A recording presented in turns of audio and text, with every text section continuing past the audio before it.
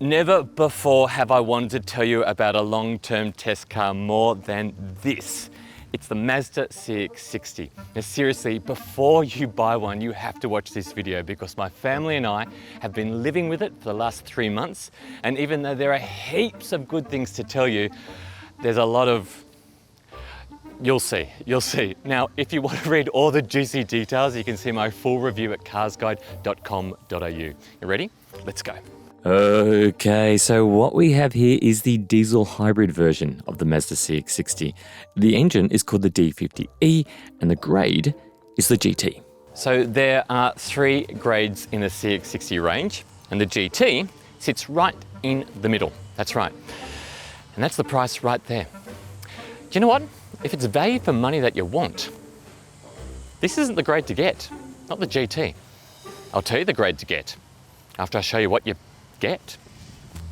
The GT grade comes standard with dual zone climate control. There's sat-nav, wireless Apple CarPlay and Android Auto. There's wireless phone charging plus front and rear parking sensors. The thing is, you get all of that on the grade under the GT. It's called the Evolve and it costs about $8,000 less. It's the entry grade into the range. But the GT does add some pretty nice things like these leather seats. There's a bigger 12.3-inch media screen and a 12.3-inch digital instrument cluster too. There are heated front seats and back seats, a Bose sound system and a sunroof. This car also has options added to it. There's the Vision Technology Pack, and this includes front cross traffic alert and adaptive LED headlights. Now, the GT and Evolve do already have LED headlights. They're just not adaptive. So if value for money is your thing, then the GT might not be your thing. So go for the Evolve and save a bit.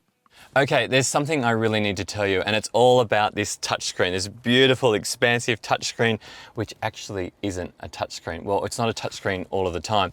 It's a touchscreen when you're parked, so you can flip your way through Apple CarPlay, and it's fantastic. But as soon as you put the car in drive, it disables the touchscreen. And then you have to use this rotary dial, and it is the most distracting, confusing, nightmarish way to try and get around that menu on the screen. Seriously, Mazda have done this to try and improve safety, and I seriously think it does the opposite. The CX-60 is big for a mid-sized SUV. It's longer than 4.7 meters, and that makes it smaller than a Toyota Kluger, but larger than a RAV4. What really stands out though is its width. This is a wide SUV. It's almost 2 meters across. So the question is, will it even fit in your garage? It might be an idea to check first. Maybe not like that. I do like the styling of the CX-60 with its long, stately nose and its cabin set all the way back there. It's prestigious looking and has a good stance on these 20-inch black alloy wheels. The thing is, this is a completely new SUV for Mazda. There's never been a CX-60 before, but it looks like every Mazda SUV Mazda has made in the past decade. I'm starting to think that Mazda designers are the type of people that order the exact same thing from the menu every time they go out to dinner. And the same goes for the interior as well. Seriously, the fit and finish in here is outstanding. It's one of the best for the money on the market. It's absolutely outstanding. It looks and feels so upmarket.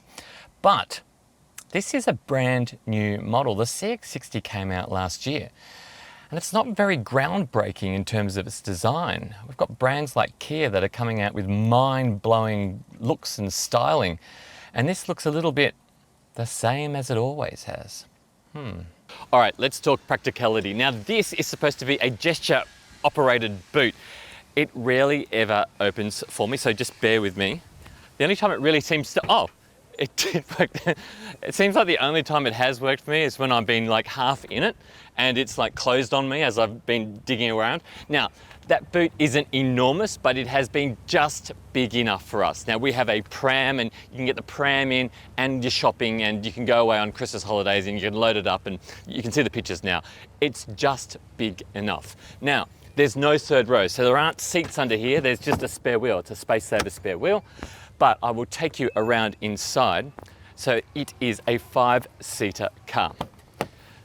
Doors open nice and wide. That's almost 90 degrees. That's excellent. There are no sunshades on the door, which is a bit disappointing. It's also a little bit disappointing that there isn't any climate control in the back as well. Let me give you a closer look. Now, the interior of the CX-60 is super spacious. It's a wide car, so you've got really good shoulder room, you've got really good headroom, you've got really good legroom as well. I'm 189 centimeters tall. That's in my driving position. That's fantastic. In terms of family room, we've had our 2-year-old's car seat here, and that's fit perfectly, especially with my wife, or if I'm sitting there as well. There's plenty of legroom up front too. In terms of storage, you've got a couple of cup holders in there, a couple more in front. You've got really big door pockets actually, and that's been fantastic, and a really big center console bin in there as well. In terms of charging, you've got charging USB ports down here, which is fantastic. You've also got a 150 watt 220 volt outlet right there, which is good. And you've got a wireless phone charger, which is great, but the phone doesn't sit in it securely. So when we go up a hill, which is near our house, it always falls out, and it falls right down the side of the chair every single time. You've got to catch it. Our CX-60 is the diesel one. That's right, that underneath there is a 6-cylinder, an inline 6-cylinder turbo diesel engine. It makes 187 kilowatts and 550 Newton meters, which is heaps. It's also a hybrid, but not a real hybrid. Well, it's called a mild hybrid. So the motor just assists, and it does save a little bit of fuel. The transmission, it's an 8-speed automatic. Now, Mazda has admitted that they're not completely happy with this automatic. I can tell you, having driven it, it's quite rough, it's quite jerky, and Mazda have actually said that they're going to be retuning them in the updated models. I need to show you. Let's go for a drive. Okay, I have driven this car every single day for the past 3 months. Now, there are some things that you get used to and other things that you'll never get used to. I've got used to these seats. They're actually quite small. I'm quite big, and I don't find them that comfortable. Well, I didn't at first, but now I don't notice it. Same with that blind spot. There's a blind spot right there, the rear 3/4. I've just got used to that as well. But there are some things I have not got used to, and one of the things is this shifter. Now, this shifter requires waiting while the car gets itself in order after pressing the start button before you can shift into drive. And it's really frustrating. I'll show you what I mean. So you start the car and it won't let you shift into drive yet. There, it takes about 4 seconds. And I know that's ridiculous, but when you are racing to get the kids to school, you just want to be able to get in the car, start it, and just go, and you can't. Also, this transmission. Now, I mentioned earlier that Mazda admitted that there was a bit of an issue. It could be better, and it could be a lot better, and I'll show you what I mean. It's very rough. You can hear something grinding in there. Seriously, if this was my car, I would have it back at the dealership demanding that they fix it, because it feels like there's something wrong. And Mazda have admitted this, and they've committed to retuning the transmission. So I'll show you what I mean. So as you just pull away, you can hear, I don't know whether it's coming up through the camera, but there's almost a grinding sound, and then as you accelerate away, there's kind of a lurchiness as it shifts into the next gear, and it sort of jumps away from you like that.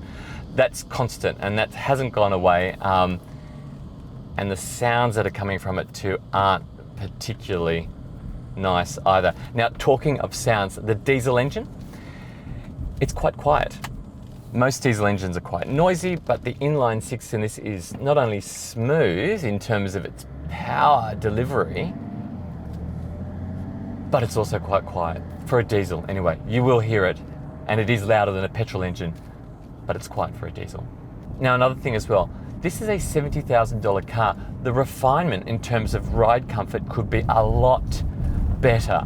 And now I say that going over a whole lot of potholes, and it should be a lot more comfortable on roads like this. This isn't even a bad road, and you bounce and you jostle yourself all over the place. It should be a lot better than this. Dynamically, the CX-60 is quite good.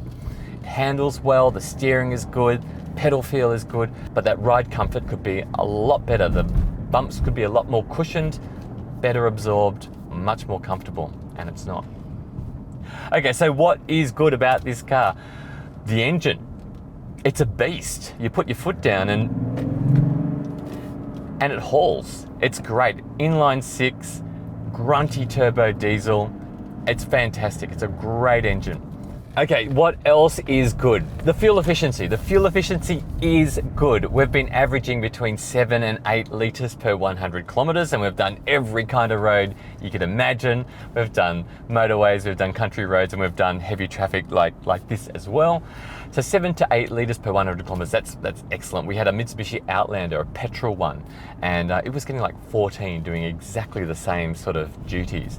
Now, part of the reason why the fuel efficiency is so good is that it's a mild hybrid that's saving some fuel.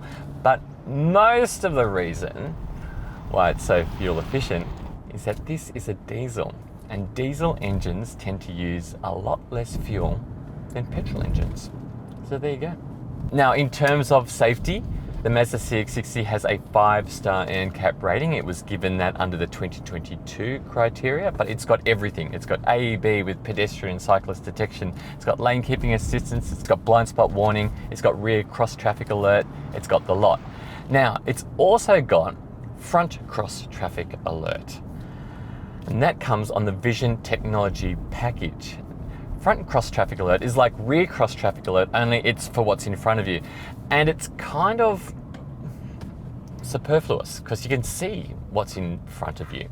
But it beeps when there is something to the side of you. It can be helpful, like when you're driving down a laneway and someone steps out from the side, that's perfect. But at the same time, when you're going around a roundabout sometimes, it will go beep, beep to let you know that there are other cars nearby. So that's a bit frustrating. Oh, and another thing, if you're a parent, you'll be absolutely interested in this. In its crash test, the CX-60 scored a 93% for child occupant protection. That's outstanding, almost unheard of. Now, in terms of ownership costs, the CX-60 is covered by Mazda's 5 years unlimited kilometre warranty. Now that's pretty much par for the course, but there's also 5 years roadside assistance as well. Now in terms of servicing, you'll need to service it annually or every 10,000 kilometres, and the services are quite expensive. You're looking at about $3,200 over the course of 5 years. That's pretty pricey. So the verdict, what do we think? It is expensive. It's not superb to drive. That transmission's not great, and the gear shifter, that's not good. There's the touchscreen issue. Sometimes it's a touchscreen, sometimes it's not. But it is fuel efficient, it is practical, and it is good looking. But it's still a no from me. Look, if you have to have a CX-60, I would go for the entry grade, the Evolve. And if you have to have a hybrid, then I would get a proper hybrid. I'd get the plug-in hybrid electric vehicle version. Maybe not this one. So what do you think? Did I get it right? Let me know.